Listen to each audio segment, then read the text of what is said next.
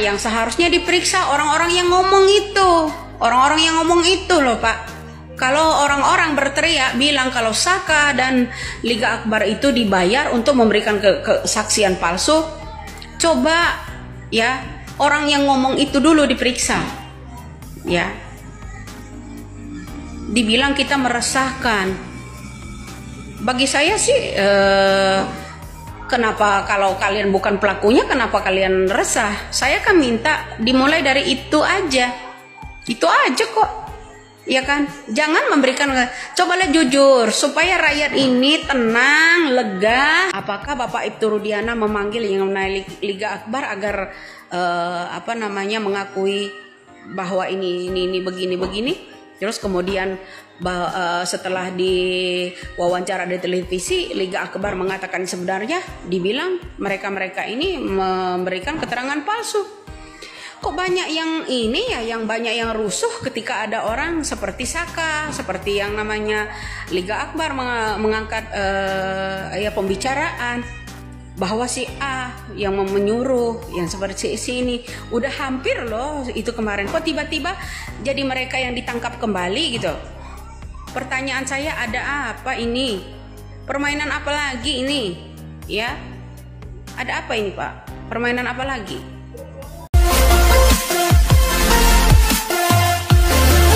Propam dan Itwasum sudah periksa Ibtu Rudiana terkait kasus Vina Cirebon. Pakar psikologi forensik sebut masyarakat dipaksa maklum. Sebelum kita mulai, silakan klik tombol subscribe terlebih dahulu agar tidak ketinggalan info menarik lainnya. Kepala Divisi Humas Polri Irjen Pol Sandi Nugroho menyebut Propam maupun Itwasum sudah memeriksa Ibtu Rudiana sebagai ayah korban pembunuhan. Menurut pakar psikologi forensik Reza Indragiri Amril, pernyataan Kadif Humas Polri itu membingungkan. Mengapa dalam pemeriksaan Ibtu Rudiana diposisikan selaku ayah korban? Jelas tidak ada satu butir pun dalam kode etik profesi kepolisian yang Rudiana langgar. Ketika 4 jenis etika Polri dihadap-hadapkan ke Rudiana selaku orang tua korban Papa Reza. Apapun itu, lanjut Reza, karena pemeriksaan atau mungkin sidang etik diselenggarakan secara tertutup. Tidak ada yang bisa masyarakat sanggah. Mekanisme banding pun hanya disediakan bagi terduga pelanggar, yakni personel Polri sendiri. Jadi terpatahkan segala dugaan publik, ucap Reza. Secara konkret, mari kita cermati etika kelembagaan pejabat Polri, khususnya terkait larangan dalam penegakan hukum, sebagaimana dimuat pada pasal 10 ayat 2 pada Peraturan Polri 7/2022. Tambah dia menjelaskan Rudiana di dalam laporan kepolisian yang dia buat pada tanggal 31 Agustus 2016, menyebut kedua korban ditusuk. Secara kontras, laporan pemeriksaan dokter umum 27 dan 28 Agustus 2016 dan dokter forensik 6 September 2016 sama sekali tidak mencantumkan ikhwal penusukan apapun pada tubuh kedua korban. Tapi, pasca pemeriksaan Propam dan Itwasum, Rudiana tidak bisa lagi dianggap merekayasa dan memanipulasi perkara yang menjadi tanggung jawabnya dalam rangka penegakan hukum, tutur Reza. Rudiana, lanjut Reza, tampaknya tidak akan terbukti membuat laporan palsu pasal 220 KUHP jika mengacu laporan kepolisian yang Rudiana buat. Muncul pertanyaan di manakah senjata tajam samurai, misalnya yang dipakai untuk menusuk kedua korban. Entahlah, pastinya pasca pemeriksaan Propam dan Itwasum, tidak boleh masyarakat berprasangka bahwa Rudiana telah mengurangi, menambahkan, merusak, menghilangkan, dan atau merekayasa barang bukti, ucap Reza. Informasi dari para penasihat hukum, lanjut Reza, sekian tersangka sekarang berstatus terpidana, dianiaya selama pemeriksaan. Terpidana anak Saka Tatal secara langsung dan terbuka juga mengutarakan berbagai bentuk kekejaman yang dia terima dari pihak-pihak yang dia sebut sebagai polisi selama menjalani pemeriksaan. Tapi, pasca pemeriksaan Propam dan Itwasum, klaim telah terjadi penganiayaan serta-merta terpatahkan.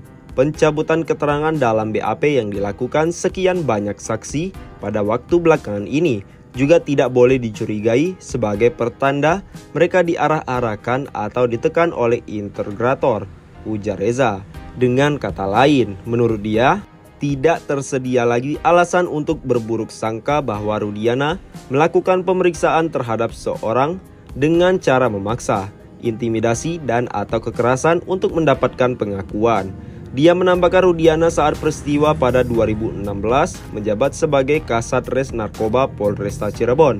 Pada sisi lain, media mewartakan Rudiana justru pihak yang menyelidiki, menginterogasi, dan menangkapi sejumlah pelaku yang dianggap sebagai pelaku pembunuhan berencana atas Eki dan Vina. Padahal peristiwa yang dimaksud merupakan pidana umum, bukan kasus narkoba. Tambahan lagi, saat mengumumkan hasil pemeriksaan oleh Propam dan Itwasum, Kadif Humas Mabes Polri menyebut Ibtu Rudiana sebagai ayah korban, kata Reza. Pengacara Peggy sebut balas dendam jadi motif pembunuhan Vina Cirebon. Menduga pelaku orang yang dikenal korban. Masyarakat Indonesia masih menanti-nanti perihal titik akhir perjalanan kasus Vina Cirebon.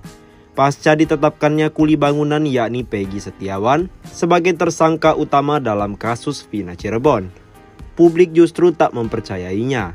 Kini pengacara Peggy membongkar fakta otopsi dari kasus Vina Cirebon. Lantas seperti apa fakta otopsi yang dimaksud pengacara Peggy pada kasus Vina Cirebon? Diujarkan oleh pengacara Peggy, Tony, dari hasil otopsi jasad Vina terdapat luka yang mengalir deras di bagian organ intimnya.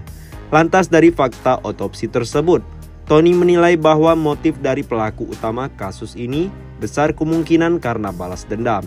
Berarti kalau demikian, ya memang itu ada pembunuhan, seperti itu, ujar Tony kepada awak media. Itu kan orang yang dendam, berarti kalau ada orang yang dendam, berarti kan mungkin orang yang sudah kenal, tanda Tony.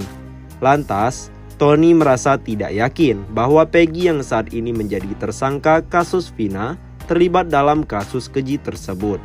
Karena menurut Tony, Peggy sedang berada di Bandung saat peristiwa tersebut terjadi di tahun 2016 lalu. Hapus 2 DPO kasus Vina Cirebon. Polri akui tak punya bukti kuat. Kepolisian Negara Republik Indonesia atau Polri mengungkapkan alasan 2 buronan atau daftar pencarian orang DPO dalam kasus pembunuhan Vina Cirebon. Dewi 16 dan Muhammad Rizky 16 atau Eki di Cirebon, Jawa Barat pada 2016 lalu dihapus.